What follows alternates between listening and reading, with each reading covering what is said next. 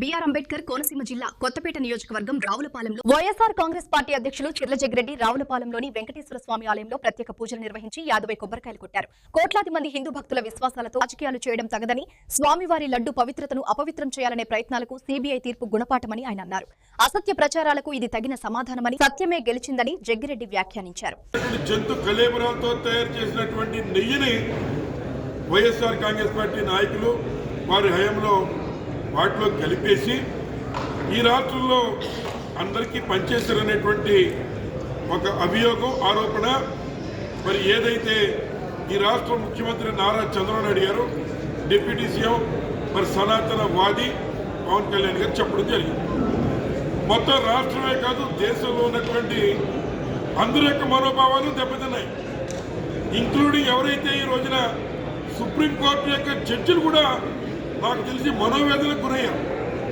ఏమిటి ఇంత పవిత్రంగా మనం వెళ్తూ ఉంటాం, అట్లాంటి తిరుమల తిరుపతి దేవస్థానం లడ్డూలో ఈ రకంగా కలిపారా అని ఆ రోజు మొత్తం దేశం ప్రపంచం అంతా కూడా నివ్వెరపోయి ఇందులో నిజానిజాలు నిగ్గు తేల్చాలి, ఇందులో సొంత లాభాల కోసం, రాజకీయాల కోసం ఎవరన్నా తప్పు చేస్తే అటువంటి వారికి గడ్డి పెట్టాలని ఈరోజు సుప్రీంకోర్టు ఆ రోజు ఒక నిర్ణయం తీసుకుని దాని మీద సిబిఐకి అప్పచెప్పి ఇందులో నిజానిజాలు నిగ్గుదాల్చడని చెప్పి చెప్పడం జరిగింది.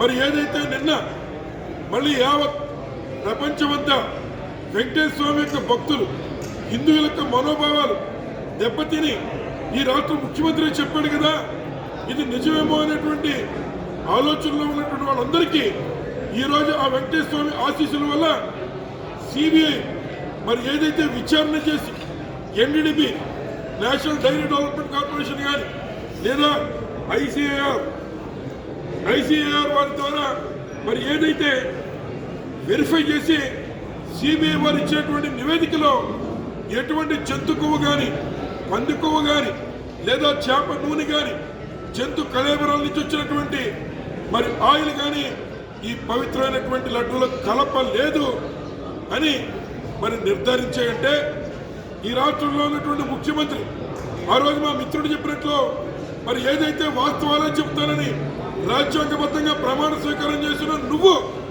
నిజంగా నీకు సిగ్గుంటే ఈ యొక్క హిందువుల యొక్క మనోభావాల్ని దెబ్బతీసిన వాడు అయ్యిందో కనుక నువ్వు రాజీనామా చేయాలి నారా చంద్రబాబు నాయుడు గారిని ఈ సందర్భంగా మనం చేస్తూ ఉన్నాం. వేశ్యలు కూడా వారి పని పాపం పొట్టగడవ చేస్తారు, కానీ నారా చంద్రబాబు నాయుడు గారికి మరి ఏమి కర్మ వచ్చి పడిందని అడుగుతున్నాం.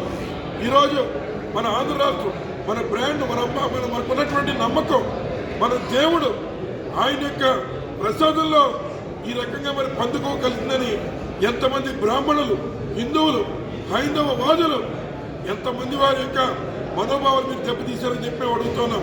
మరి అలాగే ఏదైతే పవన్ కళ్యాణ్ గారు కూడా చెప్పారు, ఇక్కడే కాదుట మరి ఇక్కడి నుంచి రాముడి యొక్క గుడికి కూడా ఏది పంపించేస్తాం, 1,00,000 అడ్డులు పంపించేశారు, అక్కడ అవి కూడా అందరూ తినేశారని చెప్పి చెప్పడం, మీ రాజకీయాల కోసం ఇట్లాంటి తప్పుడు కార్యక్రమాలు మాట్లాడడం, దేవుడిని సైతం రాజకీయాల్లోకి లాగడం ఎంతవరకు సౌకర్యం అడుగుతున్నాం. అలాగే మనందరూ కూడా 20,000 రూపాయలు కొలుచుకునేటువంటి మనందరి యొక్క మాత మరి దుర్గమ్మ తల్లి దేవస్థానంలో 3 రోజులు కరెంటు బిల్లు కట్టకుండా సాక్షాత్తు మరి కనకదుర్గమ్మని 3 రోజులు ఈరోజు చీకట్లో పెట్టిన గనులు ఈ యొక్క హైందవాదులు కాదా, ఈ యొక్క నారా చంద్రబాబు నాయుడు గారు, పవన్ కళ్యాణ్ కాదా అని మేము అడుగుతున్నాం. ఇప్పుడు మరి ఏం కడుగుతారు? గుడే కడుగుతారా, మెట్లే కడుగుతారా, లేదా ఆంధ్ర రాష్ట్రంలో ఈ ప్రపంచంలో ఉన్నటువంటి హిందువులందరి యొక్క కాళ్ళు కడుగుతారా అని ఈ సందర్భంగా మేము ఈ రాష్ట్ర ముఖ్యమంత్రిని, డిప్యూటీ సీఎం గారిని కూడా అడుగుతున్నాం. రాజకీయాలు చేయొచ్చు, కానీ ఇంత దారుణంగా దిగజారి వెంకటేశ్వర స్వామి యొక్క ప్రతిష్టను కూడా దిగజార్చేటువంటి కార్యక్రమం చేస్తున్న మిమ్మల్ని ఇవాళ ప్రజలు అసహించుకుంటున్నారని చెప్పి సందర్భంగా మనం చేస్తున్నాం.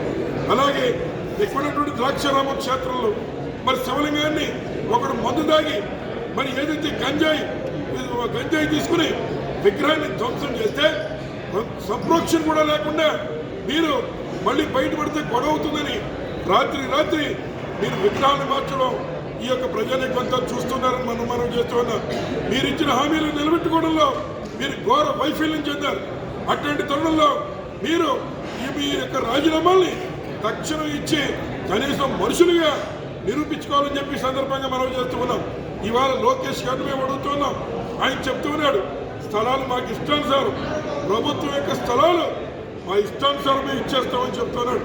మీ ఇష్టానుసారం ఇచ్చేయడానికి నువ్వు మీ తాతగారి జాగిరి కాదు, ఈ ఆంధ్ర రాష్ట్ర ప్రజలకు ఆస్తి ఏదైతే వారి తోడళ్ళు మరి గీతం యూనివర్సిటీకి ఈరోజు మరి 74 ఎకరాలు నేను ఇష్టానుసారంగా ఇచ్చేస్తానని మాట చెప్తున్నారు. ఆంధ్ర రాష్ట్ర ప్రజానీకం యొక్క ఆస్తి ఇచ్చేటువంటి హక్కు మీకు ఎవరిచ్చారని అడుగుతున్నారు. గీతం యూనివర్సిటీ అంటే ఇవాళ ఎంతమందికి ఫీజులు తగ్గించి తీసుకుంటున్నారని అడుగుతున్నాం. ఏ రకంగా ప్రజలకి సామాన్యంగా ఉపయోగపడుతున్నారని మేము అడుగుతున్నాం. ఈ రకంగా మీకు కావాల్సిన చుట్టాలకి, మీ బంధువులకి, మీకు ఇష్టమైన వారికి భూములు ఇచ్చుకోవడానికి ఇది మీ తాతగారి చాకరీ కాదు. తప్పనిసరిగా ప్రజలకు మీరు సమాధానం చెప్పాలనే బాధ్యత మీకు ఉంటుందని మనం చేస్తున్నాం. జగన్మోహన్ రెడ్డి గారు ఇచ్చాం.